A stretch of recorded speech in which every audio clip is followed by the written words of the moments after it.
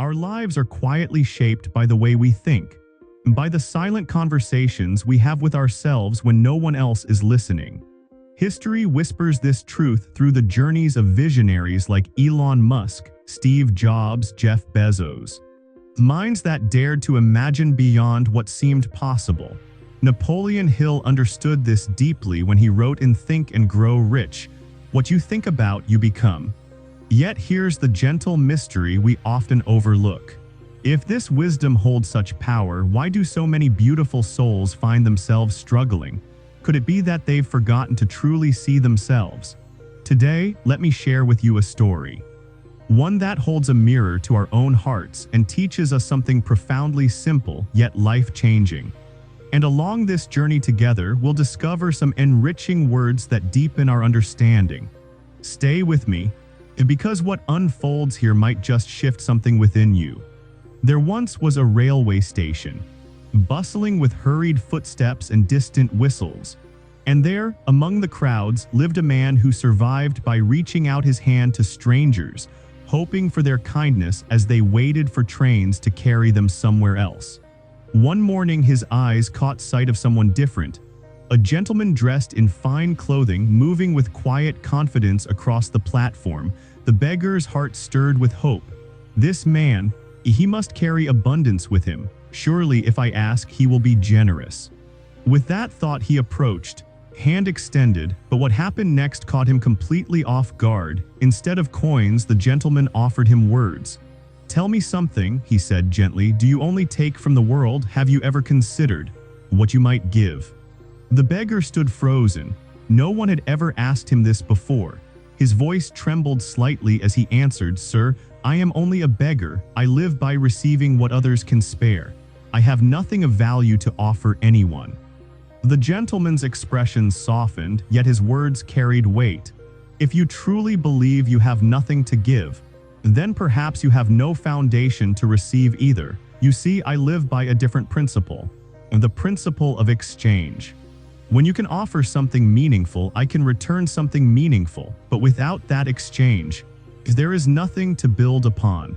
And with that, he boarded his train, leaving the beggar standing there, alone with thoughts he'd never had to face before. The words settled into his mind like stones in still water, creating ripples that wouldn't stop. "I've been doing this for years, yet no one has ever spoken to me this way." He wasn't cruel, but he spoke a truth I've been avoiding. If I offer nothing, why should anyone offer me anything? For the first time, something shifted inside him. Perhaps this was the reason, the quiet reason why his hand remained so often empty, because he had forgotten that life is an exchange. That night, sleep wouldn't come. His mind wandered through questions he'd never dared to ask. What could I possibly give? I have nothing. I am nothing. But the businessman's voice kept returning, soft yet persistent. If you want to receive, you must first learn to give. 2 days drifted by. He didn't approach anyone. He simply thought. On the third morning, while sitting in his usual corner, his gaze fell upon something he'd never truly noticed before. Wildflowers growing beside the railway tracks, their colors bright against the gray concrete. And in that moment, a gentle spark of possibility awakened within him. What if instead of only asking, I offered something beautiful? What if when someone shares their generosity with me, I give them a flower in return? With trembling hands, he walked over and carefully gathered a small bouquet. Returning to his spot, he waited. When the next person dropped a coin into his palm, he smiled. Truly smiled, and offered them a flower. The person paused, surprised, then accepted it with warmth. Some even thanked him, their faces softening. Days turned into weeks, and something remarkable began to unfold. More people stopped, more hands opened, but he noticed something profound. When he had flowers to give, generosity flowed toward him. When the flowers were gone, so was the abundance. So it's real, he whispered to himself. People don't just want to give. They want to be part of something beautiful. They want an exchange. Then came the day when destiny circled back. The same businessman appeared on the platform, waiting for his train. The beggar's heart raced as he hurried over, flowers in hand. "Sir, today I have something for you." If you share your generosity, I will share these flowers with you." The businessman's eyes lit up with recognition. He handed him money, accepted the flowers, and said something that would change everything. "You've discovered it, the secret of true exchange. Today, you are no longer someone who only receives. You have become someone who creates value." The train pulled away, but the beggar remained rooted to that spot, those words echoing louder than the station announcements. Am I really no longer just a beggar?" He sat down, mind racing through a new understanding. And then, clarity washed over him like morning light. "I've been seeing myself all wrong. I am not defined by what I lack. I am defined by what I can offer these people. They're not giving me money out of pity. They're exchanging it for something I created. I have a purpose. I have a business."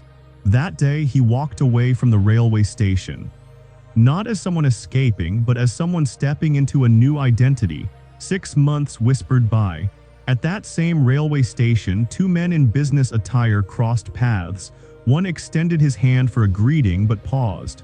A flicker of recognition crossing his face. "Have we?